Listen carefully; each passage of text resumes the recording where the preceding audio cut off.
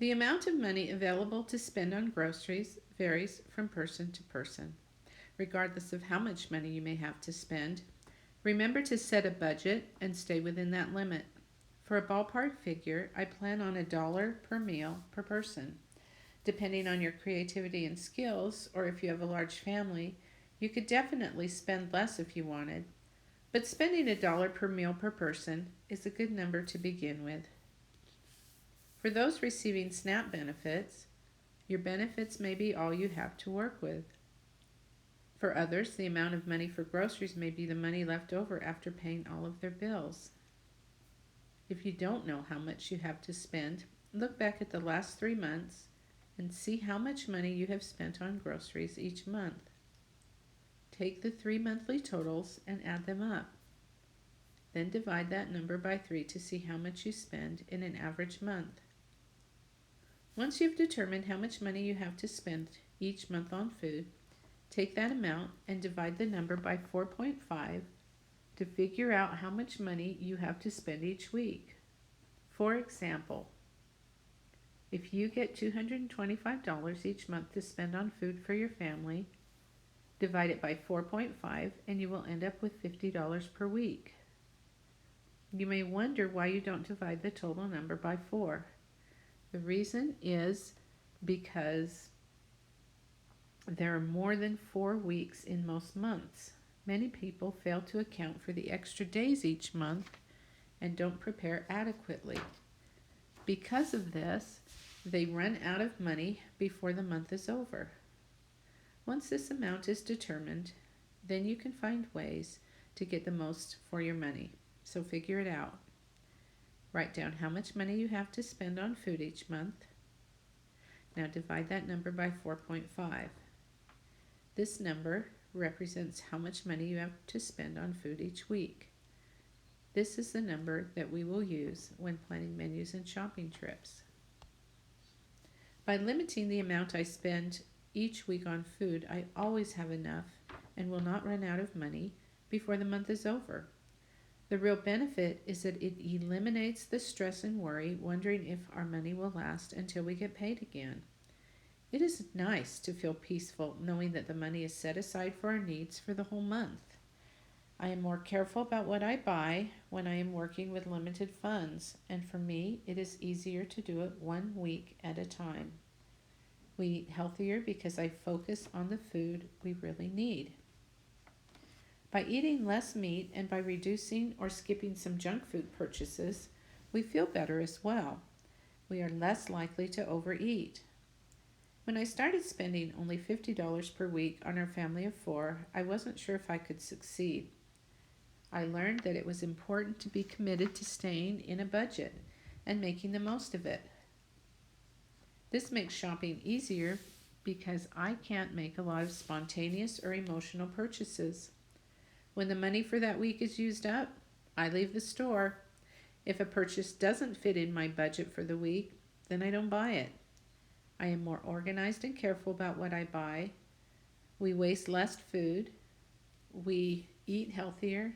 We feel better, and I have more money to spend in the other areas of my budget.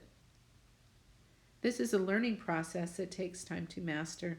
Don't get discouraged. As time goes on, you will see results.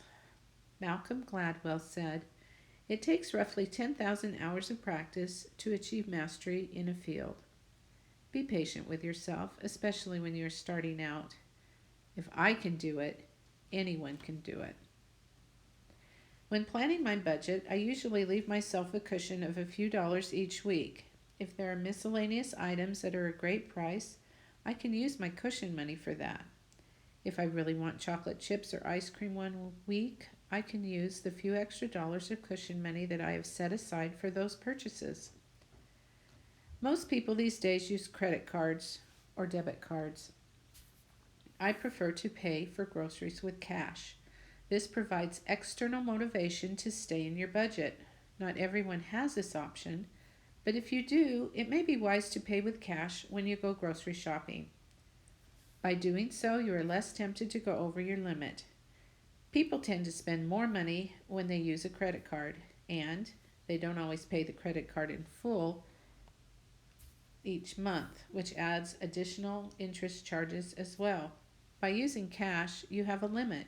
You also won't be paying any interest like you do for a credit card. When using cash, you have to leave the store when it's gone because you cannot spend any more money than what you have with you. If you plan your shopping trip well, you will not be embarrassed by running out of money. I put items I need on the grocery belt according to their importance. By prioritizing the groceries, I know that I will always have the money for the important ones. I also put one or two extra items at the end of the grocery belt that I don't need but would enjoy. If there isn't money to cover them, I just skip them. I tell the grocery clerk ahead of time that I don't want to spend more than $25 or $50 or whatever the amount is that I have to spend in my limit. Store clerks have been very nice about going slowly as I approach my limit. Because I set a limit and know that I have to stick to it, I make wiser food choices. I have the freedom to choose what I buy within my limit. I don't spend all the money that I have for food in one shopping trip for the month. I also don't buy food every other week. I buy food every week, even though it is the same total amount of money spent. I find that I feel better knowing that I always have money to spend each week. If it is a lean week because I've chosen to stock up on some things, I know that it will be over in 7 days and I will be able to have another weekly installment of grocery money then. This method may not work for everyone. As time goes on, you will figure out the way that works best for you. If you are single and want to spend $1 per meal per day, I would seriously consider shopping for 2 weeks at a time or even once a month. With the shared weekly resources, you can make a double portion of some recipes and save yourself time and money.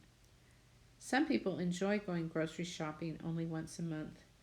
They use canned or frozen produce towards the end of the month since fresh produce typically doesn't last the whole month. You can also buy dried fruit as well. If that works for you, then do it. I personally prefer fresh produce and going shopping regularly, but I live within 10 minutes of a grocery store. If you live far away from a grocery store, then once a month shopping may be a better choice. You may also want to try online shopping as well. Sometimes stores offer free delivery and a discount off your first purchase. Try it once, take advantage of the savings, and then do what's best for you in the long run. I know people who get things delivered because they hate having to take their young children shopping with them. They get free delivery, so it doesn't cost any more. They also save money because they aren't making spontaneous purchases from kids asking for things. Look into the options in your area. Figure out what you like and what works in your schedule and your budget. There's no right or wrong way when choosing how often to shop. Just be careful to stay in your budget.